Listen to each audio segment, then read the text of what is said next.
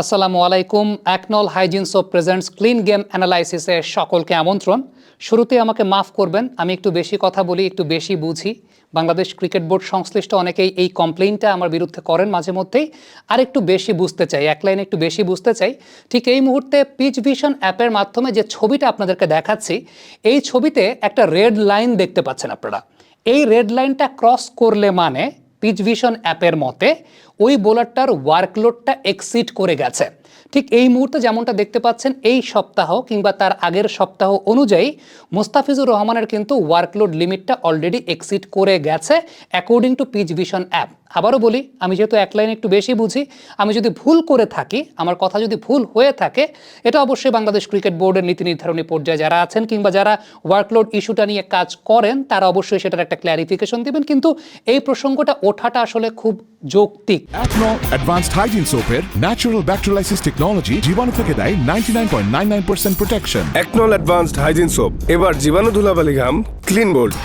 কারণ ভয় লাগে, সামনে টি-20 বিশ্বকাপ আছে, মোস্তাফিজুর রহমান কতটুকু আসলে ভালো শেপে থাকতে পারবেন, তার ওয়ার্কলোড লিমিট আসলে কতটুকু এক্সিড করে যাচ্ছে কি যাচ্ছে না, এই ব্যাপারে বাংলাদেশ ক্রিকেট বোর্ডের কতটুকু নজর আছে, সেই প্রশ্নটা তো অবশ্যই আমি চাইলে করতে পারি। বাকিটা আপনারা যা ধরে নেন যে আমি এক লাইন বা দুই লাইন বেশি বুঝি, দ্যাটস আ ডিফারেন্ট কেস। এখন পিচ ভিশন অ্যাপ যে বিষয়টা বলছে সেটা আসলে কিসের প্রেক্ষিতে বলছে, আমরা যদি চিন্তা করি লাস্ট এশিয়া কাপ থেকে তার আগে যদি একটু চিন্তা করি, জাস্ট একটা সিম্পল ব্রিফ দিয়ে নিই। সেই জায়গাটাতে লাস্ট এশিয়া কাপের আগে বাংলাদেশ খেলেছে পাকিস্তানের সঙ্গে, বাংলাদেশ খেলেছে শ্রীলঙ্কার সঙ্গে, বাংলাদেশ খেলেছে নেদারল্যান্ডসের সঙ্গে, মোস্তাফিজ খেলেছেন। এর মধ্যে আবার মোস্তাফিজ খেলেছেন কোথায়? আইপিএলে গিয়ে খেলে এসেছেন। আফটার দ্যাট আমি সেই হিসেবটা বাদই দিচ্ছি, টানা মোস্তাফিজ কোথায় খেলার মধ্যে, সংযুক্ত আরব আমিরাতের সঙ্গেও তিনি একটা ম্যাচ খেলেছিলেন। এরপরে এশিয়া কাপ থেকে এখন পর্যন্ত মোস্তাফিজ, আমি যদি হিসেবটা আপনাদেরকে দিই, আপনারা পর্দায় ঠিক এই মুহূর্তে দেখতে পাচ্ছেন, হংকংয়ের সঙ্গে 11 তারিখ খেলেছেন, 13 তারিখ শ্রীলঙ্কার সঙ্গে, 16 তারিখ আফগানিস্তান, 20 তারিখ শ্রীলঙ্কা, 24 তারিখ ইন্ডিয়া, 25 তারিখ পাকিস্তান।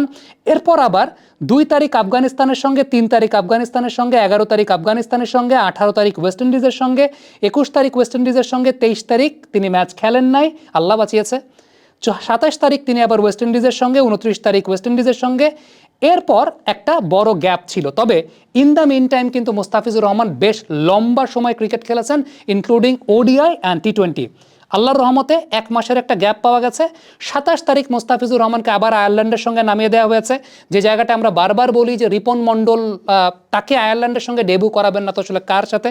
অনেকে বলতে পারেন যে আয়ারল্যান্ডের সঙ্গে হারার মতো অবস্থা ছিল। ভাই, আপনি যদি এখন এসে আয়ারল্যান্ডের সঙ্গে হারার ভয় পাওয়ার জন্য মোস্তাফিজরে খেলান আয়ারল্যান্ড সিরিজ, আপনার ক্রিকেট খেলার কোনো দরকার নেই। এনিওয়েজ, 29 তারিখ আয়ারল্যান্ডের সঙ্গে, 2 তারিখ আবার আয়ারল্যান্ডের সঙ্গে।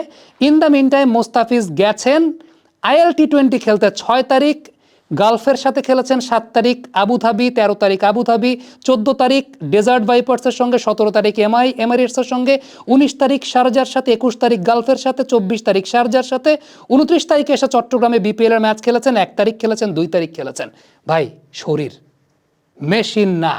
আবারও বলে, আমি এক লাইন বেশি বুঝতেছি ভাই, কিন্তু আমার একটু ক্লিয়ার করেন বিষয়টা, আমাকে একটু ব্যাখ্যাটা দিবেন। আই হোপ ব্যাখ্যাটা দেবেন যে বাংলাদেশ ক্রিকেট বোর্ড কতটুকু তার ওয়ার্কলোড নিয়ে চিন্তা করছে, কতটুকু ওয়ার্কলোডে আছে।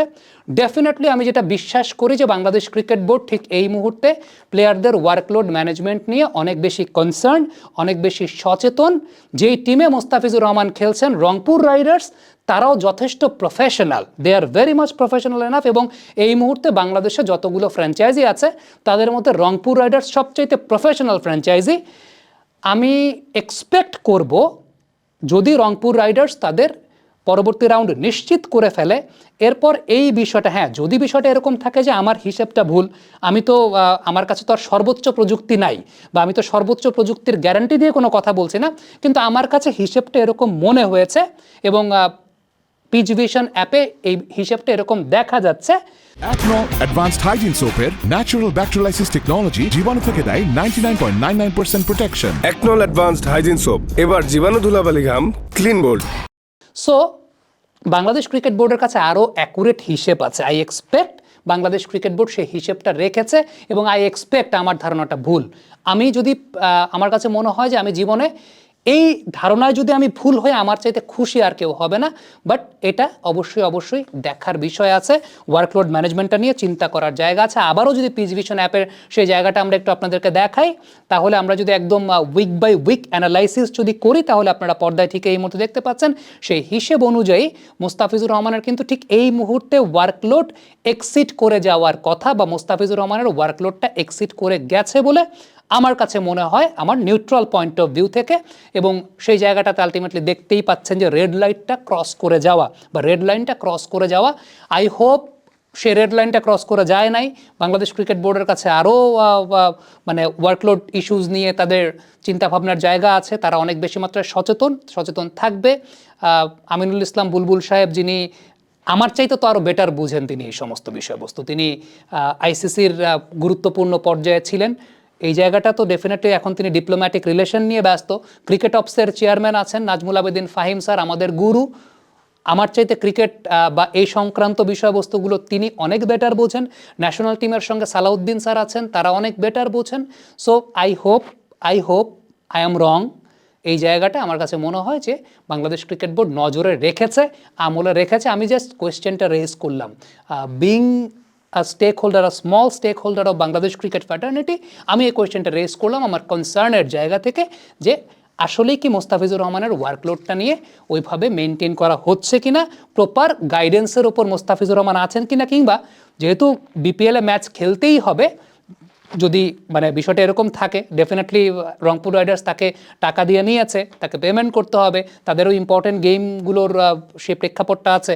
সো সব কিছু মিলিয়ে যে এইভাবে যে খেলানো হচ্ছে বা খেলছেন, এর মাঝেও কীভাবে ওয়ার্কলোডটাকে মেনটেন করা হচ্ছে, সেটা প্রফেশনাল ওয়েতেই মেনটেন করা হবে, সেটুকু এক্সপেকটেশন তো অবশ্যই রাখতে পারি। Thank you so much. Comment বক্সে আপনাদের মন্তব্য মতামত জানতে চাই।